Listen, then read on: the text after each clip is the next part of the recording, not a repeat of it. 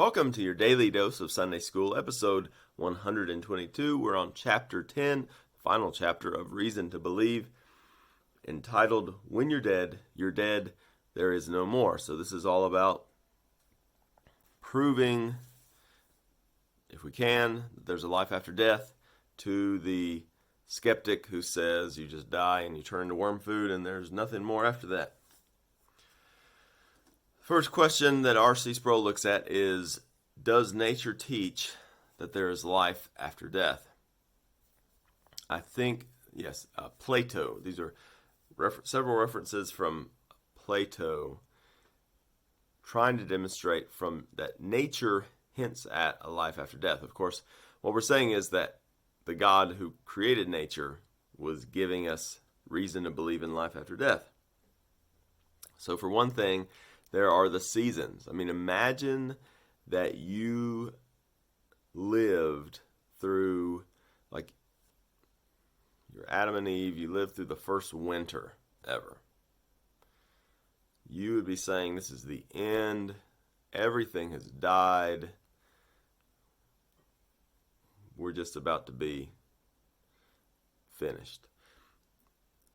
You could imagine you could be plopped down as an adult all by yourself in a place and you had never seen the seasons change. You would think winter was the end, and yet life comes out of the death of winter, the death that is winter. Flowers, of course, it's kind of really related to the seasons as well, but with a flower,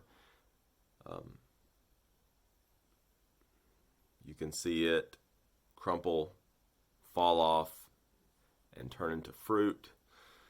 You can see the seed of the fruit. It gets planted in the ground, and the shell of the seed has to rot in order for a tree to grow, that's exactly St. Paul's description, I believe that's 1 Corinthians, of resurrection life.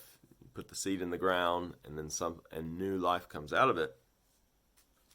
So in that case, I think we have to give it to. I think there's something to the aspect of the seasons that demonstrates resurrection to us. Definitely is in terms of seeds, and then another one is metamorphosis. So the butterfly, that it's almost like it goes into a casket, doesn't move for a long time, so there appears to be no life there, and then it comes back even better. I really think there is something to all of that.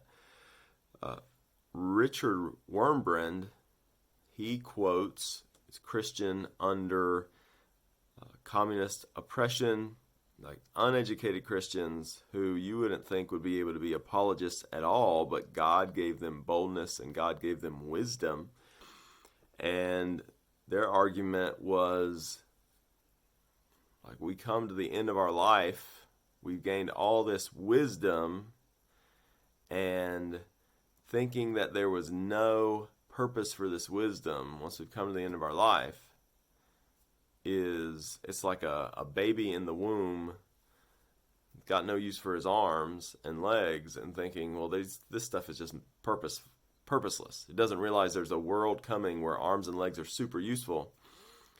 Just like we get to the end of our life and we've gained up a lifetime of wisdom, there is a purpose for it on the other side. R.C. Sproul goes on to give Immanuel Kant's argument for life after death and for the existence of God, at least one of them. And this is, I think, pretty interesting. You start with the fact that there is a universal sense of morality. Well, if you have this universal sense of morality, you feel like you should do right. You get upset when someone does wrong. You feel like you feel a need for justice, and so that must mean that justice is a thing, because we all have this sense that we need justice. But we live in a world that is unjust. Sometimes we see justice served. Very often we see the opposite. And so if we have this universal sense of morality and this universal need for justice, this world is not the place where that is satisfied. There must be a place where perfect justice prevails. But we've got to be able to transfer into that world. We're going to have to be able to survive after death to move into that world where justice prevails. For justice to prevail, perfect justice to prevail, we've already said you've got to survive through the grave to get to that world. So that's the life after death part. But there also must be a judge. Because if we're going to have a world with perfect justice, then we can't have a God that only knows half the facts. He needs to know every single fact intimately.